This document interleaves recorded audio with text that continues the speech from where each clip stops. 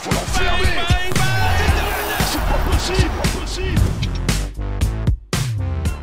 Bonjour à toutes, bonjour à tous, bienvenue dans ce nouvel épisode du podcast d'NBA Extra. Ça y est, la saison régulière est terminée, on passe aux choses sérieuses, celles qui nous font frétiller à partir de la mi-avril. Enfin, les playoffs. Et pour en parler aujourd'hui, Rémi Reverchon et Chris Singleton. hello. Salut Mathis, salut Chris. Hello Rémi. Salut les gars.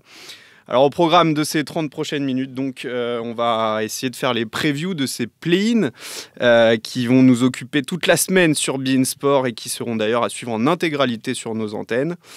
Je vais vous en douter, messieurs, je vais vous demander un peu de vous mouiller et de me donner vos pronostics afin de connaître les quatre dernières équipes qui rejoindront les playoffs. Et puis, s'il nous reste quelques minutes, on reviendra sur la première saison exceptionnelle en NBA de Victor Wembanyama qui s'est ponctuée ce week-end. Allez, petit jingle et on démarre. Il va shooter. Pour attaquer ces previews, on va prendre l'ordre chronologique que nous propose la NBA en prenant la direction de la conférence Ouest. On rappelle le classement final des équipes qui nous intéressent. Les Pelicans terminent finalement 7e et laissent la place de 6 qui était qualificatif directement pour les playoffs aux Suns. Une chute due à leur défaite dimanche contre les Lakers, qui eux terminent donc 8e. Et donc, comme on se retrouve, Pelicans-Lakers, les deux franchises s'affrontent à nouveau dès ce mardi à 1h30 du matin. Et le vainqueur affrontera donc le deuxième à l'ouest, Denver. Rémi, Chris, vous les fans des Lakers, comment vous sentez ce match sec, on le rappelle. Vas-y Chris, lance-toi. Ouais, je vais te dire que je le sens pas très bien pour l'histoire du basket, tout simplement. Bon, c'est bien d'avoir gagné hier, évidemment, de se mettre dans cette position-là. Le match est à Nouvelle-Orléans. Et on connaît l'histoire de quand vous jouez des back-to-back comme ça, tu bats une équipe, surtout chez eux.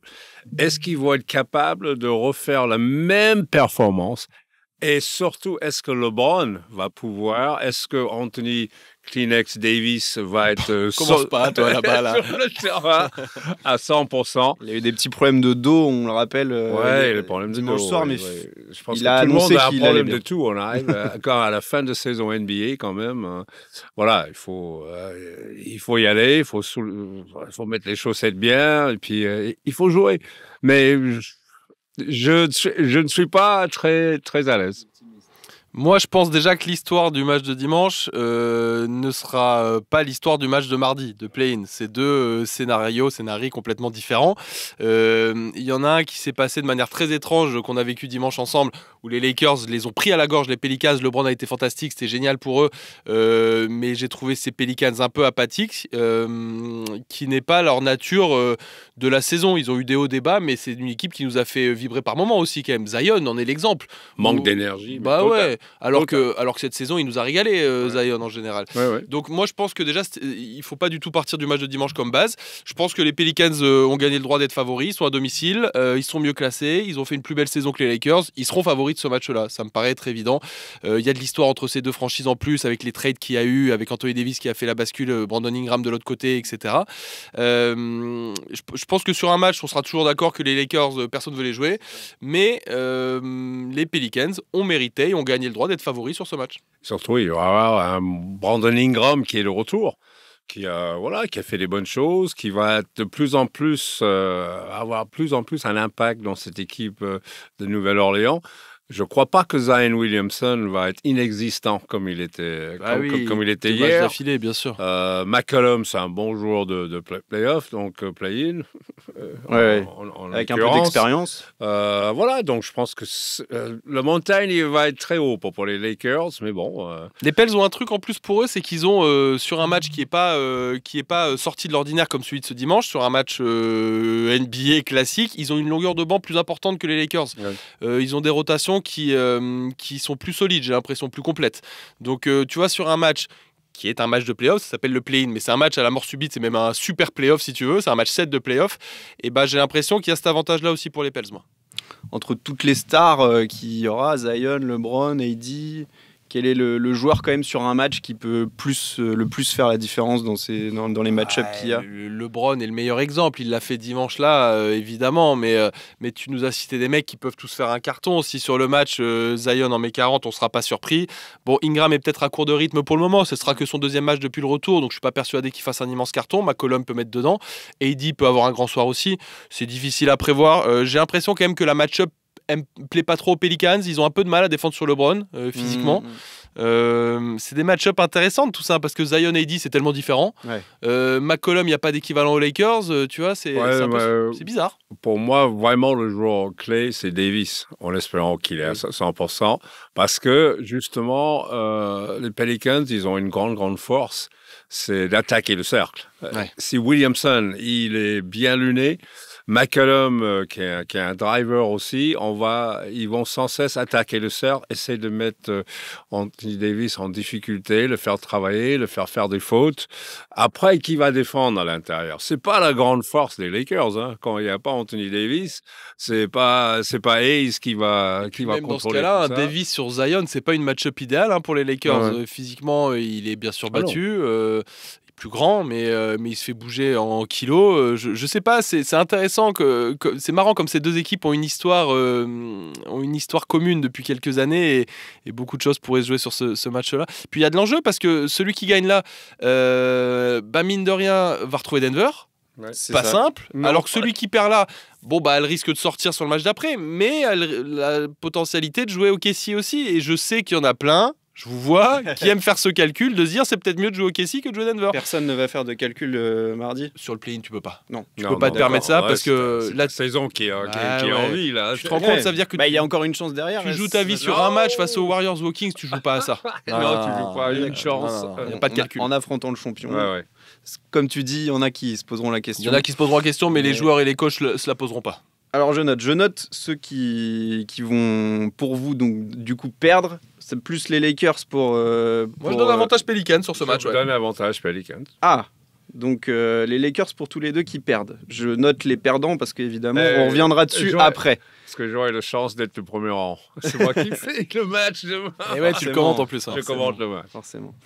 On passe à l'autre match. Donc le perdant de ce Lakers-Pelicans affrontera le vainqueur de Kings-Warriors qui se jouera dans la foulée, toujours dans la nuit de mardi à mercredi à 4h du matin. Sacramento a donc fini 9e quand Golden State termine 10e. Une confrontation qui nous rappelle un peu le premier tour des playoffs l'an dernier. Magnifique.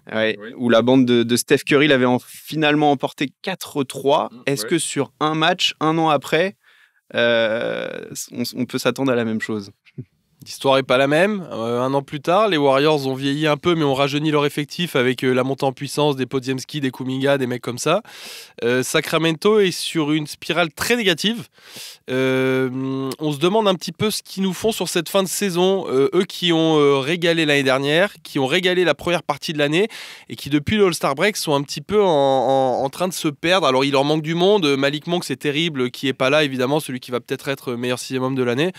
J'ai l'impression que la dynamique fait que les Warriors seront favoris de ce match.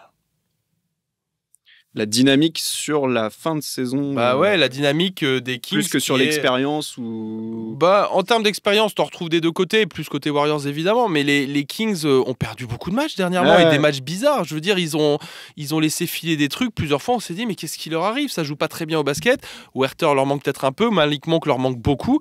Moi, je te maintiens que cette dynamique, au moment de rentrer sur un match qui est décisif, c'est catastrophique d'arriver avec cet état d'esprit-là. Donc moi, sur la dynamique, je donne l'avantage aux Warriors. Chris. J'étais tellement déçu cette année par les Kings. C'est vrai qu'on a du mal à les voir passer contre une équipe, effectivement, les Warriors, avec toute leur expérience. Un Klay Thompson qui se réveille au bon moment. Draymond Green qui est sur du bonne conduite, qui aide les jeunes un petit peu à progresser, qui est présent défensivement. Et la seule chose que le Warriors peut pas craindre, les Warriors c'est l'équipe le plus petit du championnat. Ils jouent le plus petit. Voilà, y a pas de. C'est comme ça qu'ils ont gagné depuis des années. L'avantage des Kings, mais qu'il a déjoué des fois, c'est d'avoir ce match à domicile. Sacramento est un des endroits le plus chaud, le plus fort, le plus fort en ambiance. Ils auront besoin de ça, les Kings. Je pense que l'échec de l'année dernière va faire en sorte qu'on va avoir une équipe extrêmement, extrêmement motivée. Ce qui m'inquiète un peu pour Sacramento, c'est Mike Brown. Je suis pas fan du tout. T'es déçu de ce qu'il a fait sur cette fin Il d'année est là dans mon all nul team comme Bickerstaff, tu vois. Donc, La all nul team. Voilà.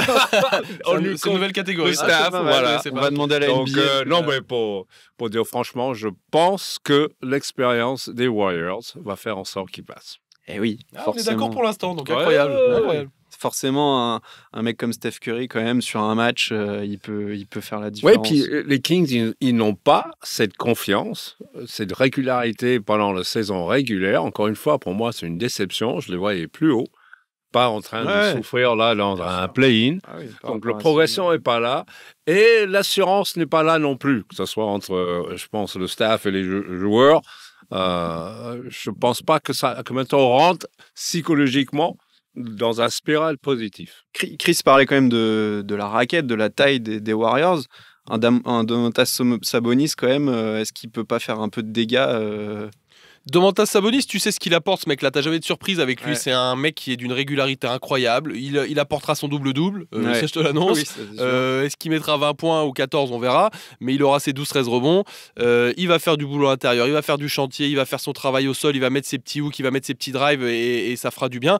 Mais c'est pas une bascule dans un match, quoi. Une bascule, c'est Aaron Fox qui va t'en mettre 40. Ça, c'est une bascule. Une bascule, ça peut être un mec qui va prendre feu chez les Kings. Et voilà.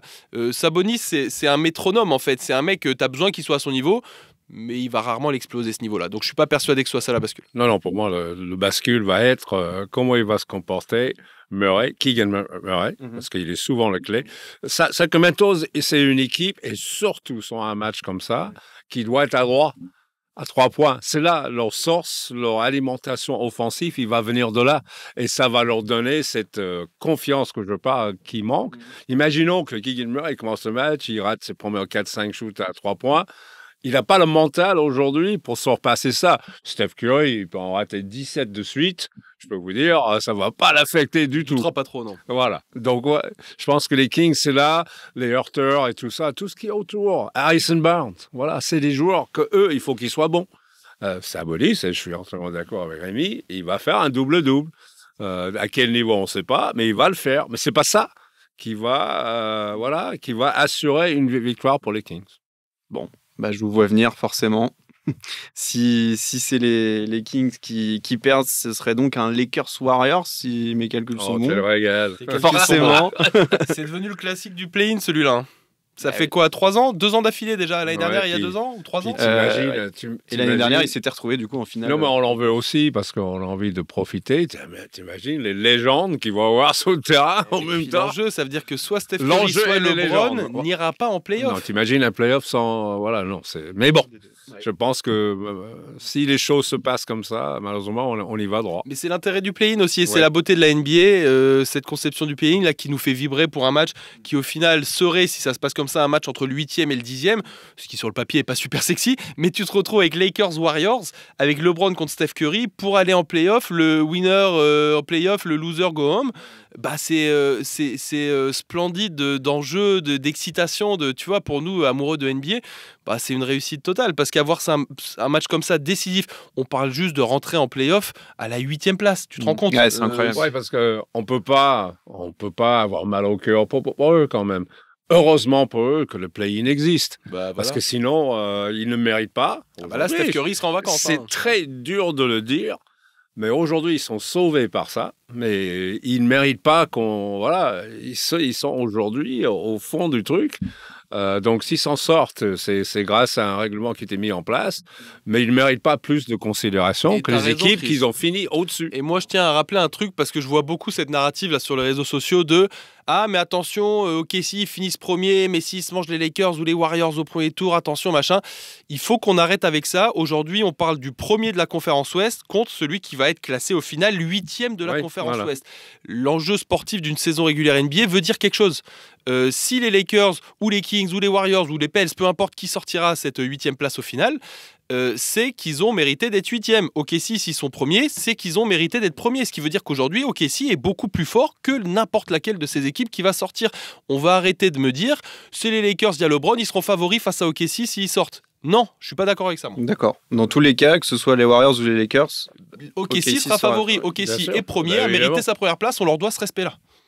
On est d'accord. Un petit vainqueur du coup entre les Lakers et les Warriors, je vous ai pas trop entendu. Les Lakers évidemment, Lakers, quelle question. évidemment, non mais ça, il y a des limites à ma compréhension. Hein. Non, on plaisante, mais évidemment que tout le monde peut passer sur un match comme ça, c'est presque une pièce en l'air. Maintenant, j'ai quand même l'impression que LeBron James s'est habitué à ces matchs décisifs en play-in, que ça lui plaît bien. Ouais. Ils sont dans un certain confort par rapport à ça, et on va pas se mentir, la dynamique de fin de saison des Warriors, qui a retrouvé un petit peu de couleur par moment, est moins belle que celle des Lakers, qui ont fini très fort pour le coup. Donc moi, avantage Lakers. Oui, c'est exactement pareil. Enfin, quand on regarde cette équipe de Lakers, on comprend, hein, on est déçu. Quand tu vois le roster au début de saison, même s'ils ont eu quelques blessés clés, je pense que Vanderbilt était une blessure qui a fait très mal aux Lakers, parce que c'était la stabilité défensive. Gabe Vincent, ça leur a manqué beaucoup au niveau de l'organisation, la création.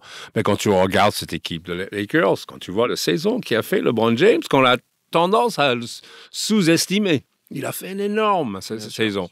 Anthony Davis n'a jamais autant joué.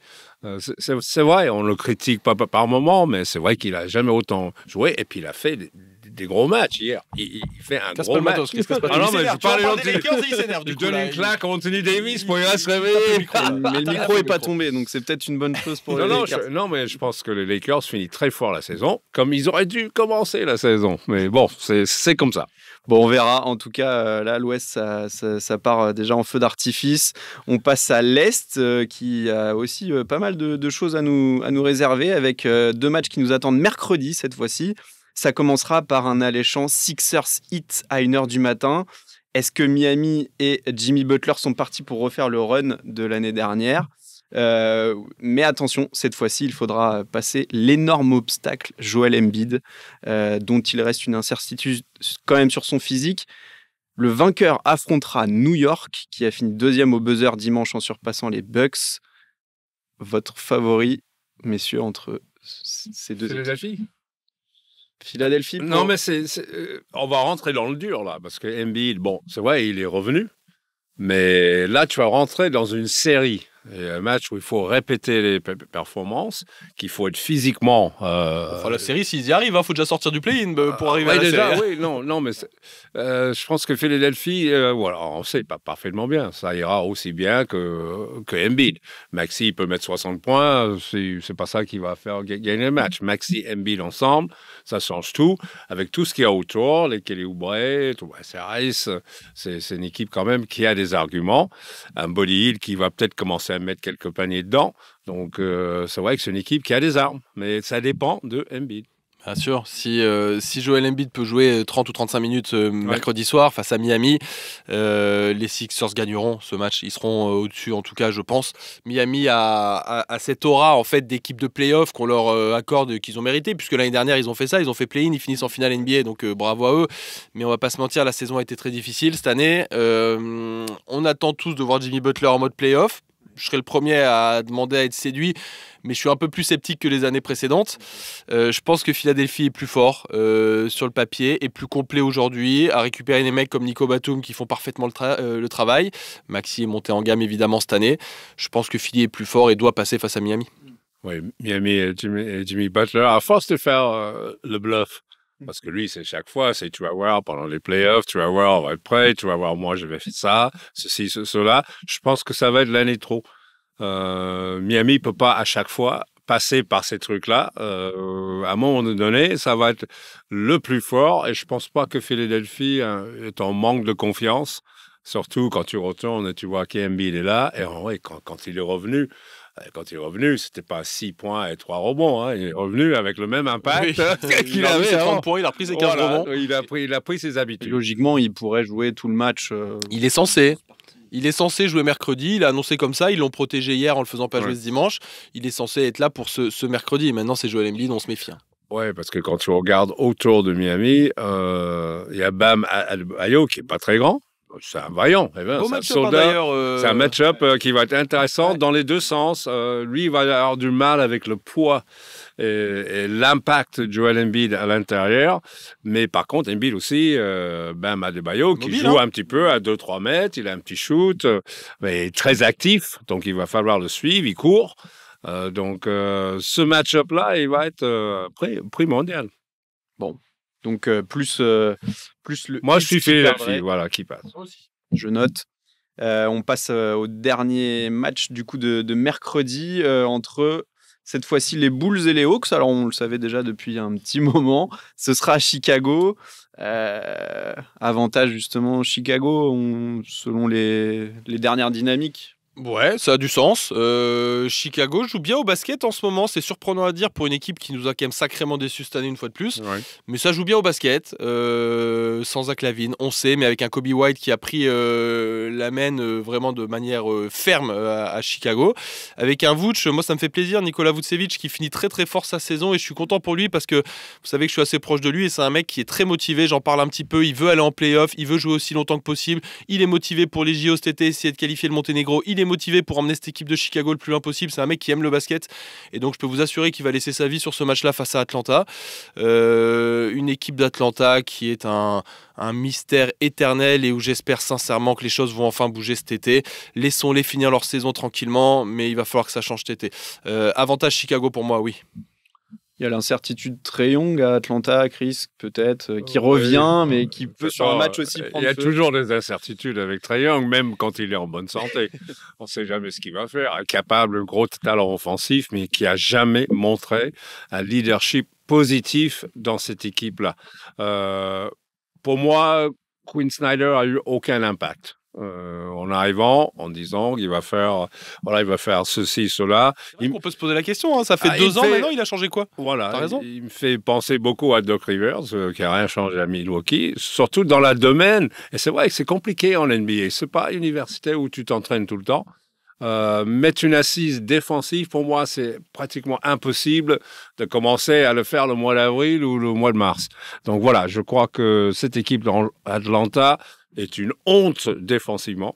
Si tu regardes leur match, tu dis, mais c'est pas possible. Les mecs qui font pas d'effort du tout, non seulement individuellement, ils pensent à une chose, c'est d'avoir le pelota et puis aller marquer des points. La pelota.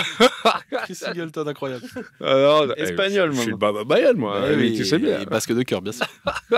Non, voilà. Donc, je pense que Chicago, avec cette expérience, avec un DeRozan, Kobe White qui a fait une super saison, le Vooch à l'intérieur, je pense que c'est une équipe voilà, qui a ce qu'il faut pour passer. Donc, ça nous ferait un hit Bulls pour le match du vendredi qui serait donc la 8e place, en fait, pour affronter ensuite Boston.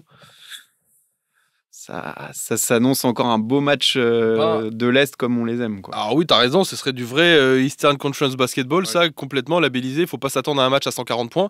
Mais sur le papier, clairement, Miami est favori. Bah, tu sais quoi, moi, je crois que je serais presque prêt à mettre une petite pièce, un petit crédit aux Bulls pour essayer de l'arracher, celui-là. Ils ne seront pas favoris, je l'entends. Jimmy Butler en face, c'est fort. Bam Adebayo, c'est All-Star. C'est des joueurs d'un niveau supérieur à celui de Chicago. Mais je ne sais pas, sur l'impression, le ressenti que m'a donné Chicago dernièrement, le match de dimanche face aux Knicks, où ils se sont battus jusqu'au bout sans aucun enjeu. Ils ont bien joué au basket avec un Caruso qui joue le cœur ouvert complet sur le parquet du Garden. Je me dis qu'il y a peut-être un petit monde où Chicago peut taper Miami et aller en play-off cette année. Ce serait pas... Ouais, parce que ce qu'on a vu hier, c'est vrai, les Bulls, ils ont montré vraiment une image très positive dans un endroit très difficile contre une équipe qui avait de l'enjeu. Jamais oublié que les Knicks jouaient pour finir deuxième. Donc, ils n'ont pas lâché rien du tout. Ils étaient bien présents. Donc, les Bulls, oui, c'est vrai qu'ils montrent une image beaucoup plus séduisante qu'ils ont fait pendant les 2 tiers de la saison. Ça finit bien et je crois énormément dans ces vagues positives. Alors, on amène ça tout le temps avec nous. Il peut y avoir un spirale négatif. Miami, je répète, je le dis encore une fois, j'y crois plus dans leur discours, je crois plus dans leur truc. On va passer comme ça, on va être champion comme ça. Aujourd'hui, Jimmy Butler, pour moi, a beaucoup moins d'impact qu'il y avait l'année dernière. Voilà, je trouve le roster un peu light. Beaucoup trop de shooters avec Robinson, Tyler Herro, tout ça. C'est pas très compatible et défensivement, c'est souvent à la rame. Donc, je pense que Chicago a tout ce qu'il faut pour créer un upset, hein, parce que tout le monde ça sera un upset. Oui, hein. parce que c'est ça, le fond du fond, c'est que moi je suis assez d'accord avec Chris, et je vous l'ai dit de toute façon que moi je pouvais tenter de parier, de miser sur Chicago sur ce coup-là, mais ce serait un upset. La vérité, c'est que Miami va peut-être nous faire tous mentir, et comme chaque année, et ils vont, ça se trouve, taper Philly au premier match, et se retrouver face à New York à nous refaire un exploit, passer un tour. On l'a vu l'année dernière, moi je me méfierais toujours avec eux. Mais il y a un moment où Chris a raison, ce fonctionnement a des limites. Il y a bien un jour où ça va s'arrêter. De finir 9e de la saison et d'aller en finale NBA, ça passera pas chaque année, je veux dire. Tu vois. On verra. En tout cas, là, s'il gagne ce match-là, il jouerait encore Boston au premier tour. S'il perd Philly, qui gagne le deuxième, t'as raison. Le retour de la finale de conférence de la saison dernière. Et quelle finale. Bon, eh bien, en tout cas, on va suivre ça cette semaine sur Beansport et ça risque de bien nous occuper. Pour finir, il nous reste 4-5 minutes. Il est quand même important de dire un petit mot sur la première saison de Wemby en NBA. Elle est tout simplement vertigineuse quand on regarde ses statistiques. 21,4 points par match, 10,6 rebonds, 3,9 passes, 3,6 contre, leader de la NBA, et 1,2 interceptions en 71 matchs joués sur 82. Et j'avais une petite question. Si vous deviez définir sa saison en un mot, alors vous aurez le temps ensuite de nous expliquer, mais en un mot. Spectaculaire. J'allais dire prometteuse, mais c'est même pas suffisamment fort. Vous voyez l'idée, c'est ultra prometteuse. Voilà. Est-ce que vous auriez pensé pouvoir dire ces mots-là en octobre? On l'avait sans doute espéré, mais je pense qu'il a, à minima, pour les plus sceptiques d'entre nous, satisfait nos attentes. Et si vous êtes un petit peu plus honnête et objectif, il a dépassé tout ça. C'est une première saison qui est magnifique. Victor, il a montré des choses, alors ponctuellement fantastiques. Quand il met 40 points au Knicks, en tout début de saison, quand il en met 38, je crois, à Phoenix et qu'il gagne le match, 2 fois d'affilée d'ailleurs, face à Phoenix.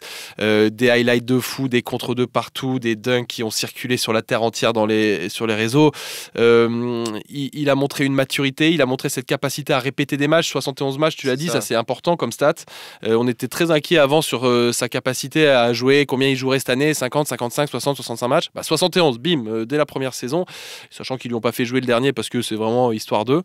Et qu'il aurait pu quasiment tous les jouer en fait, s'il a été aussi... Il a eu 2-3 petits pépins, mais minimes vraiment. Donc voilà, moi je suis ravi parce que Victor est en train de conquérir la planète basket comme on l'avait rêvé sans doute, et c'est tellement prometteur parce qu'on a envie de croire depuis 2-3 ans qu'on a 15 ans de domination de Victor devant nous, mais on a tous ce petit doute au fond de nous de se dire mais s'il se blesse, mais si ça se passe pas comme prévu, etc. Que dalle, il n'y a pas de doute en fait, il va dominer la planète basket pendant 15 piges. On est d'accord. Tout à fait. De toute façon, j'appellerai le professeur Wemby. Il nous a montré cette capacité d'analyse. Et on sait que c'est un étudiant du jeu. Et là, quand je dis spectaculaire, ça, on était à peu près sûr. Les finitions, les contres, qu'on allait voir ça de temps en temps. Aucun moment, on pensait qu'il aura autant d'impact dans le jeu techniquement. Physiquement, c'est vrai qu'il a tenu, parce que je pense qu'il prend soin de lui-même. Il sait ce qu'il faut. Il est bien entouré. Il est bien, finalement, je n'étais pas trop d'accord avec Popovic au départ, de manière qu'il disait on va le laisser faire, on va faire ceci, cela. Il a commencé par jouer 3, il a joué 4, il a fini par jouer poste 5. Ça, pour un jeune garçon, il faut être vraiment équilibré pour faire tous ces changements, pour analyser qu'est-ce qu'il fallait à chaque poste, voilà. Et finalement, on a trouvé qu'en poste 5, pour son première année, c'était probablement le meilleur chose à faire. Et en fonction de ça, il a développé un petit peu son shoot extérieur, moins pressé, plus précis, meilleur choix. Tout au long de la saison, on a vu une progression, non seulement dans son jeu, mais dans sa réflexion. Moi, j'étais vraiment impressionné par ça, sa manière de s'adapter à toutes les situations, d'analyser toutes les situations, les bons et les mauvais. Parce que ça, il faut avoir la capacité de le faire. Bien sûr, à cet trouver âge-là. un juste milieu entre quand tu mets 35 points et quand on met 12 et tu fais 3 sur 12 au shoot et revenir le lendemain ou le lendemain et revenir et continuer à travailler et comprendre pourquoi. Donc là-dessus, vraiment top. Maintenant, si on veut être un peu pragmatique et se projeter un peu, on a le droit déjà sur la saison prochaine, l'an 2 de Wemby en NBA du coup. On va attendre de lui désormais cette capacité à faire gagner. C'est-à-dire que là, on l'a vu, comme a dit Chris, progresser et devenir un grand joueur de basket, puisque c'en est un et ça en sera encore un plus grand, je l'espère. Mais maintenant, on va vouloir qu'il fasse gagner son équipe. Alors, lui aussi d'ailleurs. Lui aussi n'attend que ça, évidemment. Il veut gagner des matchs. San Antonio va avoir un pic de draft élevé. On saura le 12 mai, je crois, la draft loterie, quel pic ils auront. Ils ont été un peu moins bons en ayant gagné les Ils ont gagné des matchs à la fin. Oui, c'est dommage pour eux. Mais bon, écoute, c'est le sport. Moi, je suis content. Je préférerais toujours quand vous gagnez des matchs. Du coup, ils égalisent les 22 victoires de l'année dernière. Voilà, ils en reviennent à ce niveau-là. Maintenant, l'année prochaine, on va peut-être être un petit peu plus regardant, au lieu de regarder juste les stats de victoire, sur le chiffre, le nombre des victoires. C'est-à-dire que je suis pas en train de vous dire que l'année prochaine, il faut que ça joue les playoffs absolument. Mais si ça me fait moins de 30 à 35 victoires l'année prochaine, ça va me titiller un petit peu. Oui, parce que tout le monde va avoir cette réflexion. Maintenant, on a vu le joueur, on l'a excusé à San Antonio, plein de choses. De gagner seulement 22 victoires. Ouais. Mais ça ne durerait pas une éternité, ça. D'accord? Il faut un retour à un certain moment. Est-ce que ce joueur est capable de changer une équipe avec, évidemment, un apport qui doit faire un retour? Celui qui a probablement fait ça il y a longtemps, et c'est Shaquille O'Neal quand il est arrivé à Orlando. Ils sont passés, je crois, de 20 à 40 ou un truc comme ça. Donc, c'est vrai, on attend un petit peu qu'il a cet impact-là, dans un petit peu différent. Shaq, c'était un monstre, physiquement. Victor, c'est un monstre physiquement, mais à 2,25 m. Donc, à partir de là, on va attendre qu'il fait gagner des matchs. Ouais, on va attendre l'attente maintenant. Pour moi, c'est la prochaine étape. Si Chet Holmgren peut le faire, pourquoi lui il ne pourra pas le faire? Parce qu'il n'a pas Shea, évidemment. Ça c'est une chose. Un peu. Ça aide un peu. C'est pas trop dans le deuxième travail de ramener une grosse. Non, mais t'as pas besoin de ramener une star cet été. T'as une équipe jeune là qui est en train de progresser, à commencer par Victor. Je vous dis, ils vont avoir un pic élevé de draft. Alors je sais bien que c'est une draft homogène, il n'y a pas de nouveau Wemby qui arrive, mais a priori t'as quand même un fort pic de draft qui peut te renforcer. C'est censé être le but. Ouais, regarde ce qu'il fait Orlando. Orlando ne le fait pas avec des stars. Ils ont pas recruté l'année dernière. Orlando, il a raison, Chris, et ils ont augmenté considérablement leur capital de victoire. Donc voilà, là c'est juste une équipe qui est en train de grandir. C'est le projet Greg Popovich. On est patient. Ils seront pas champions NBA l'année prochaine. Je suis même pas sûr qu'ils feront les playoffs l'année prochaine. Mais je vous dis, moi je mets une barre à minimum 30 victoires et si ça peut être 35 l'année prochaine, ce serait mieux. Bon, en espérant peut-être qu'ils participent justement à ces play-in qu'on suivra donc cette semaine de mardi, mercredi et vendredi. On vous laisse aussi avec NBA Extra tous les jours pour analyser tout ça. Of course. Et on se retrouve la semaine prochaine pour un nouvel épisode du podcast. On sera déjà dans les playoffs tellement ça va vite. En tout cas, vous avez le temps aussi de noter et de commenter ce podcast et on vous laisse. À bientôt. Merci Ciao Baptiste. beaucoup. Ce mec-là, il faut l'enfermer. C'est pas possible.